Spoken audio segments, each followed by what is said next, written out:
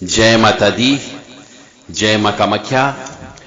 कामाख्ये वरदे देवी नीलभृतवासिनी तम देवी जगत माता योनि मुद्रे नमस्तुते। कामाख्ये काम संपन्ने कामेश्वरी हर प्रिय काम नाम देहि में नित्यम कामेश्वरी नमस्तुते। काम दे काम रूपस्ते सुभगे सुर सेविते करोमि दर्शन देव्यम सर कामार सिद्धयेत। ओम महेशानी महामाये चामुंडे मुंडमालिनी आयु आरोग्य ऐश्वर्य देहि में देवी परमेश्वरी। ओम जयंती मंगला काली भद्रकाली कपालिनी दुर्गा क्षमा शिवा धात्री स्वाहा सदा नमस्तुते। जो मनुष्य इन मंत्रों को शरद पूर्णिमा के दिन संपूर्ण रात भर जप करेगा उसको निश्चित तौर से मां भगवती जगत जननी की कृपा अवश्य मिलेगी। शरद पूर्णिमा का दिन बहुत इंपॉर्टेंट दिन होता है हिंदू धर्मावलंबियों के लिए और उनके लिए जो साधना करते हैं, क्योंकि चंद्रमा अपनी संपूर्ण कलाओं के साथ में उस दिन उपस्थित रहता है और उसकी जितनी भी पत्नियां हैं, रानियां हैं, 27 नक्षत्र हैं, उनका प्रभाव कुप्रभाव जिसके ऊपर होता है वो कुप्रभाव से मुक्त हो जाता है। यह देव राधा ट्रस्ट की तरफ से आपको प्रस्तुत किया जा रहा है सत्यवाणी का। तो शरद पूर्णिमा के दिन, जो कि वर्ष में केवल एक ही दिन आता है, उस दिन ऐसे ग्रह नक्षत्र सब कुछ होते हैं जो हमेशा धनात्मक ही होते हैं। हमारी परंपरा, मान्यता, रीति रिवाज, प्रथा, इसके अंतर्गत शरद पूर्णिमा का बहुत बड़ा महत्व है। शरद पूर्णिमा के दिन कहा जाता है कि व्रत उपवास रखना चाहिए। रात में खीर बना करके चंद्रमा की रोशनी में खीर को रखा जाता है। खीर हमेशा दूध की और चावल की ही बनाई जाती है। उसमें पंचमेवा के रूप में भी सफेद चीज ही डाली जाती है, जैसे कि खोपरा या फिर काजू डाल सकते हैं, इलायची डाल सकते हैं। और कम से कम 3 से 4 घंटे तक खीर को छत पर रखना होता है। उसके बाद उस खीर को सवेरे ब्रह्म मुहूर्त में सूर्य उदय के पहले पहले जो मनुष्य उन खीर को खाता है उसकी बहुत सारी बीमारियां दूर होती हैं। शरद पूर्णिमा के दिन बहुत से मनुष्य अपनी जड़ी बूटियों को भी सिद्ध करते हैं, क्योंकि सभी जड़ी बूटियां नक्षत्रों के ऊपर आधारित हैं। हर जड़ी बूटी में किसी न किसी नक्षत्र के देवता का वास है। तो उस दिन जड़ी बूटियों को सिद्ध किया जाता है और वही जड़ी बूटियां बीमारी दुखी में भी काम आती है और तावीज बनाने में भी काम आती है। इसलिए जड़ी बूटियों का महत्व इस दिन बहुत महत्वपूर्ण दिन है। तो शरद पूर्णिमा के दिन क्या करें क्या नहीं करें? शरद पूर्णिमा को कोजागरी पूर्णिमा भी कहा जाता है और इस दिन चांद जो है अपनी पूर्ण अवस्था में दिखाई देता है। यह दिन 30 अक्टूबर 2020 शुक्रवार के दिन इस बार आ रहा है और शरद पूर्णिमा के दिन छत पर या गैलरी पर चांद की रोशनी में, जैसा मैंने बताया, खीर बना करके रखी जाती है। यदि खीर नहीं बना सकते हो तो दूध रखो और फिर उस दूध को पहले श्री महालक्ष्मी को या ईश्वर को अर्पित करके आपको ग्रहण करना है सूर्य उदय होने के पहले पहले। ऐसा करने से बीमारियां ठीक होती है, मस्तिष्क की बीमारी ठीक होती है। एक और टोटका है कि शरद पूर्णिमा के दिन एक नारियल लेकर के आए, पानी वाला नारियल। उस पानी वाले नारियल को फोड़ें और उसका जो जल रहता है उस जल को, और जो नारियल के अंदर का जो गोला रहता है, खोपरा गोला, उसके अंदर मावा भरे, मावा,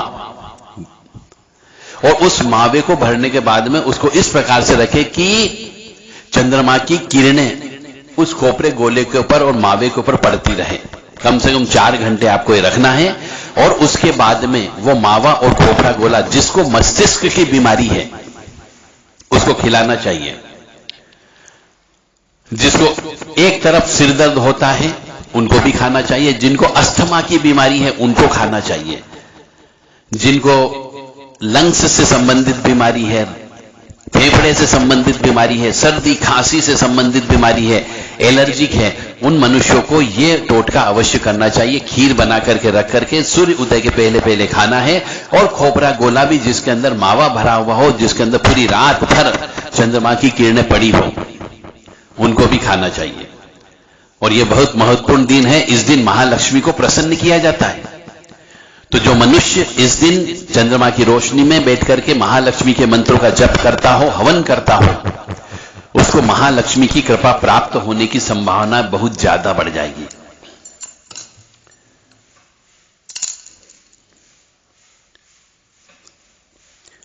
बहुत से मनुष्यों को चंद्रमा के आकाश में, चंद्रमा की रोशनी में पूजन करना चाहिए, जिससे चंद्र दोष समाप्त हो जाता है। और चंद्र दोष होने की वजह से मनुष्य का मस्तिष्क खराब होता है, मानसिक बीमारी होती है, पागलपन की बीमारी होती है, बीमारी ठीक हो सकती है। और इस दिन यदि आपके पास आयुर्वेदिक औषधि है कोई भी, तो उस आयुर्वेदिक औषधि को भी चंद्रमा की किरणों में रखें और फिर उनको लें, तो वो औषधियों में शक्ति ज्यादा बढ़ जाती है। ऐसा कहा जाता है कि उस दिन चंद्र की किरणों से अमृत बरसता है और वो अमृत दूध एब्जॉर्ब करता है। ये आयुर्वेदिक औषधियां एब्जॉर्ब करती है, सोखती है और फिर उनको खाने पीने से शरीर के अंदर अमृत जाता है, जिससे बीमारियां ठीक होती है। ऐसे शरद पूर्णिमा के दिन माता लक्ष्मी की पूजन अर्चन करना चाहिए, जप करना चाहिए, चंद्रदेव का जप अर्चन करना चाहिए, शिव जी का जप करना चाहिए, क्योंकि चंद्रदेव जो है शिव जी के मस्तक पर विराजमान है। धन के देवता कुबेर जी की भी पूजन अर्चन करना चाहिए। और यदि ऐसा किया तो मेरे को उम्मीद है पूरी पूरी कि आपको पूरे साल भर तक धन की कमी नहीं होना चाहिए। यह एक साधना है। तो जो मनुष्य शरद पूर्णिमा की साधना करना चाहता हो वह हमसे संपर्क कर सकता है, केवल व्हाट्सएप के माध्यम से। पूजन अर्चन कैसे करना है, कौन सा मंत्र जप करना है, वो भी उनको बताया जाएगा। जिनको शक्ति चाहिए, जिनको प्रेत बाधा है, उनको हनुमान जी के सामने चौमुखी दीपक जलाना चाहिए और वो भी सरसों के तेल का दीपक जलाना चाहिए। उड़द के आटे में, उड़द के आटे का दीपक बनाएं और उसमें 4 बत्ती का दीपक लगा करके हनुमान जी के सामने रखना चाहिए। इससे भूत प्रेत की बाधा, ऊपरी बाधा, नकारात्मक ऊर्जा दूर होने की संभावना ज्यादा बढ़ जाएगी। हो सके यदि आप कर सकते हो तो शरद पूर्णिमा के दिन पीपल के वृक्ष के नीचे भी एक दीपक जलाएं। आपको कोई मंत्र जप नहीं करना है, यदि कर सके तो बहुत ही अच्छी बात है, अन्यथा आपको सिर्फ पीपल के वृक्ष के नीचे भी एक दीपक प्रज्वलित करें, ताकि आपके ऊपर श्री हरि विष्णु की और लक्ष्मी जी की कृपा आपको मिलती रहे।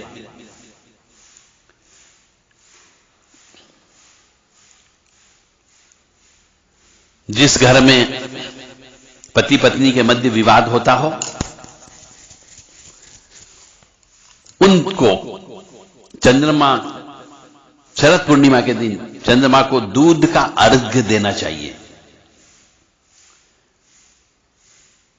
यदि आपके आसपास कोई श्री हरि विष्णु और लक्ष्मी जी का मंदिर हो, लक्ष्मी नारायण मंदिर हो, तो उस मंदिर में जाकर के आपको यथाशक्ति यथा योग्य पूजन देना है, तो आपके घर में लक्ष्मी की कृपा बनी रहती है। यदि जिसके जीवन में कुंडली में जन्म दोष हो, कुंडली दोष हो, चंद्रग्रहण दोष हो, तो उस चंद्रग्रहण दोष को हटाने का बहुत इंपॉर्टेंट महत्वपूर्ण दिन है। जिनका चंद्रग्रहण दोष है उस मनुष्य को इस शरद पूर्णिमा के दिन दूध को दान देना चाहिए। अपने यार दोस्तों को, अपने मित्रों को, अपने परिवारजनों को, सबको दूध पिलाना चाहिए या दूध बांटना चाहिए। गरीबों में दूध बांटो और अपने ऊपर से पानी वाले नारियल सिर से लेके पैर तक 7 बार उतारें।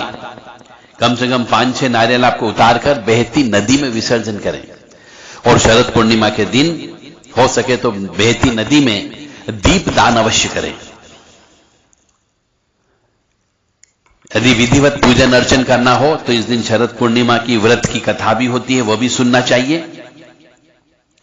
उपवास रखना चाहिए, इससे संतान सुख की प्राप्ति होती है। इस दिन तामसिक भोजन नहीं करना चाहिए। मांस, मदिरा, मटन, चिकन, मसालेदार भोजन, लहसुन, प्याज इत्यादि का सेवन नहीं करना चाहिए। शराब नहीं पीना चाहिए और स्त्री का भोग भी नहीं करना चाहिए। क्रोध नहीं करना चाहिए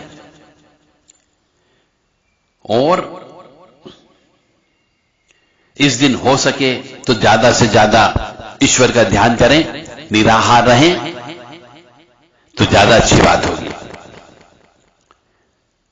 और चंद्रमा का संबंध चूंकि धरती के जल से है, इस दिन ज्वार भाटा भी अवश्य आता है,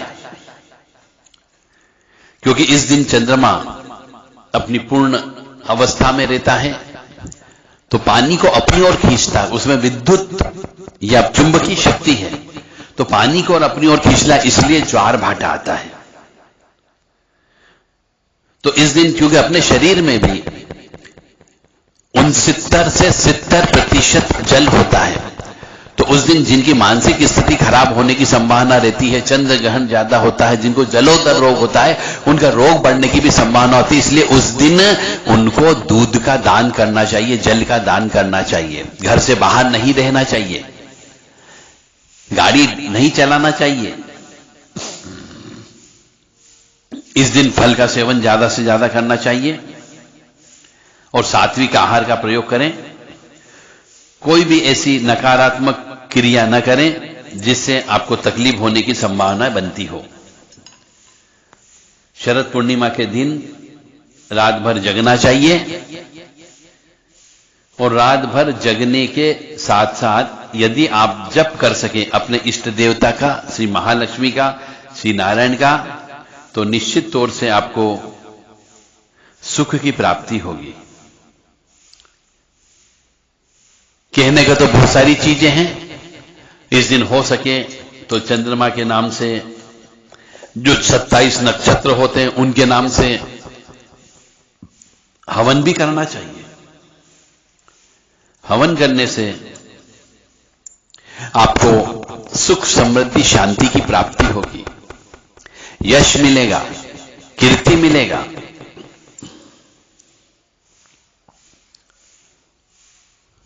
और सुख, समृद्धि, शांति, कीर्ति, यश सब कुछ प्राप्त होने की संभावना है। बहुत महत्वपूर्ण दिन है और इस दिन का यदि आप प्रयोग करोगे तो निश्चित तौर से आपके जीवन में बदलाव अवश्य आएगा। मानो या न मानो, यह पूर्णतः सत्य है, क्योंकि उस दिन ग्रह के लीजिए, नक्षत्र के लीजिए, वार के लीजिए, तिथि के लीजिए, पंचांग के लीजिए, यह सब बहुत अच्छे होते हैं साधना सिद्धि के लिए। ये तो हो गई सात्विक साधना वाली बात हो गई, परंतु इसके अलावा यदि तामसिक साधना करना हो तो उसके लिए आप हमसे व्हाट्सएप के माध्यम से संपर्क कर सकते हैं, क्योंकि तामसिक साधना के लिए योग्य साधक चाहिए। जब उसकी योग्यता होगी तो ही हम तामसिक साधना के बारे में उसको बता सकते हैं, अन्यथा नहीं बता सकते हैं। इसलिए आपको हमें व्हाट्सएप के माध्यम से संपर्क करें ताकि हम आपको बता सकें कि तामसिक साधना किस प्रकार की जाती है। दूध की जब खीर बनती है तो उसमें केसर अवश्य डाल दें। साल भर में 12 पूर्णिमा आती है, परंतु अश्विन मास की पूर्णिमा को बहुत खास माना जाता है, जिसे शरद पूर्णिमा कहते हैं। इसका बहुत बड़ा महत्व, जैसा मैंने आपको बता ही दिया कि उस दिन अमृत की बूंदें गिरती है, ऐसा शास्त्र सम्मत है। क्योंकि हमारे पौराणिक मान्यता है, परिपाटी है, परंपरा भी है, उनका पालन हर मनुष्य को करना चाहिए। और जो नास्तिक हैं उनके लिए हम क्षमा प्रार्थी हैं, उनके बारे में हम कुछ भी नहीं बोल पाएंगे।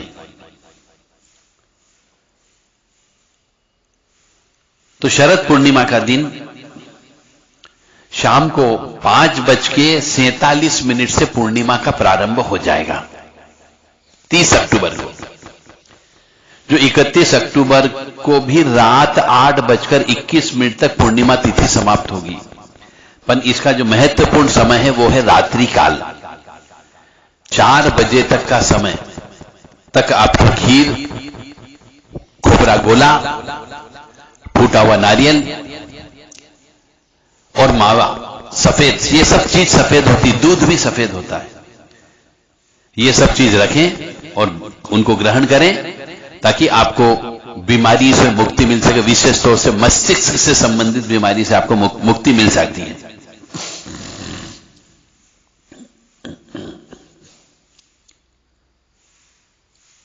इस चांदनी रात में मनुष्य को अधो वस्त्र में अमृत लेना चाहिए अपने शरीर पर।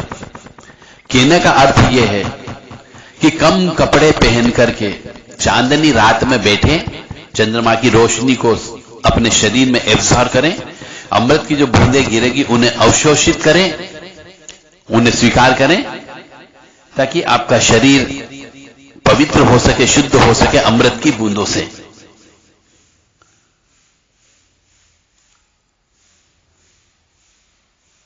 शारदी शरद पूर्णिमा को बहुत से साइंटिस्ट लोगों ने भी रिसर्च किया है और उस रिसर्च में यह पाया कि शरद पूर्णिमा के दिन अमृत की बूंदें वास्तव में गिरती है।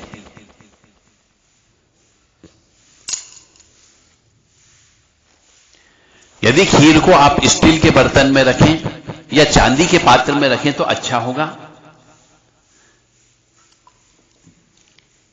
क्योंकि चांदी में रखने से विषाक्त विषाणु जो होते हैं वो उसके अंदर अटैच नहीं होंगे। इस दिन हल्दी का प्रयोग नहीं करना चाहिए, क्योंकि शरद पूर्णिमा जो है दूधिया रोशनी होती है, तो दूधिया कलर का ही प्रयोग करें, सफेद वस्त्रों का ही आपको धारण करना है। और सूर्य उदय के पहले पहले 4 बजे के बाद आपको वो खीर, दूध, मावा, खोपरा गोला वो ग्रहण करना है। और रात भर यदि रात जगा कर सके, जागरण कर सके, ईश्वर का नाम ले सके, ध्यान कर सके, योग कर सके, जप तप कर सके, हवन कर सके तो बहुत ही अच्छी बात होगी। मुझे उम्मीद है कि आप शरद पूर्णिमा को अच्छे से मनाओगे। दीप प्रज्वलित अवश्य करोगे 2-3 जगह जो मैंने बताए हैं। नदी में दीप का विसर्जन करना है, पीपल के वृक्ष के नीचे दीपक लगाना है, हनुमान जी के सामने दीपक लगाना है और घर में भी हो सके तो दीपक लगा दीजिए। घी का दीपक भी लगा सकते हैं और सरसों के तेल का दीपक भी लगा सकते हैं, तिल के तेल का दीपक भी लगा सकते हैं। और जैसे ही 4 बजे आपको ये चीजें ग्रहण करना है, प्रसाद स्वरूप अधिक से अधिक लोगों को वितरण करें और मां भगवती जगत जननी की कृपा प्राप्त करें, ताकि जीवन में यदि धर्म भी करना है तो अर्थ की आवश्यकता होती है। आप सभी को ऋण से मुक्त करें मां भगवती। और मुझे उम्मीद है कि आप सब लोग शरद पूर्णिमा के दिन साधना करेंगे, जप करेंगे, तप करेंगे, महालक्ष्मी की आराधना करेंगे, कुबेर जी की आराधना करेंगे, श्री हरि विष्णु की आराधना करेंगे। लक्ष्मी जी के 18 पुत्रों के नाम भी आप ले सकते हो, उनके भी जप तप कर सकते हो, हवन भी कर सकते हो। मां भगवती जगत जननी आदि शक्ति भवानी, अलहादिनी शक्ति, कष्ट निवारिणी, दुख निवारिणी, महिषासुर मर्दिनी, चंडमुंड नाशिनी, सिंह वाहिनी, क्लेश नाशिनी आपका कल्याण करे, आपको सुखी रखे, स्वस्थ रखे, प्रसन्न रखे और सद्बुद्धि प्रदान करे। यदि आपकी बुद्धि अच्छी होगी तो निश्चित तौर से लक्ष्मी की कृपा आपके ऊपर अवश्य बरसेगी। दुर्गति नाशिनी दुर्गा जय जय, काल विनाशिनी काली जय जय, उमा रमा ब्रह्माणी जय जय, सीता राधा रुक्मणी जय जय। आप चाहे तो इस मंत्र को भी जप कर सकते हो और इस मंत्र का जप करने से आपको निश्चित तौर से कृपा प्राप्त होगी। जय माता दी, जय मां कामाख्या। हमारे द्वारा नवंबर के महीने में 2 वर्कशॉप की जा रही है। तंत्र मंत्र काला जादू कैसे काटे इसका प्रशिक्षण है। टोने टोटके कैसे करें इसका प्रशिक्षण है। और धनतेरस से लेकर के भाई दूज तक 5 दिन की महालक्ष्मी की साधना बताई जा रही है प्रैक्टिकल वे में, और कुबेर जी की साधना बताई जा रही प्रैक्टिकल वे में। वहां पर यहां पर 5 दिन में आपको मंत्रों को याद भी कराया जाएगा, बोलना भी सिखाया जाएगा, साधना कैसे करते हैं वो भी बताया जाएगा, पूजन कैसे करते हैं महालक्ष्मी का वो भी बताया जाएगा, और महालक्ष्मी पूजन की विधि विधान आपको बताया जाएगा। किन किन चीजों का ध्यान रखना चाहिए, किन किन चीजों का प्रयोग करते हैं, और महालक्ष्मी से संबंधित वस्तुओं को कैसे सिद्ध करते हैं ये भी बताया जाएगा। जय माता दी, जय मां कामाख्या। आप चाहें तो इसके लिए संपर्क कर सकते हैं केवल व्हाट्सएप के माध्यम से 9893128047 और 7649862712 पर व्हाट्सएप के माध्यम से अपनी सीट बुक करा लें। जय माता दी, जय मां कामाख्या।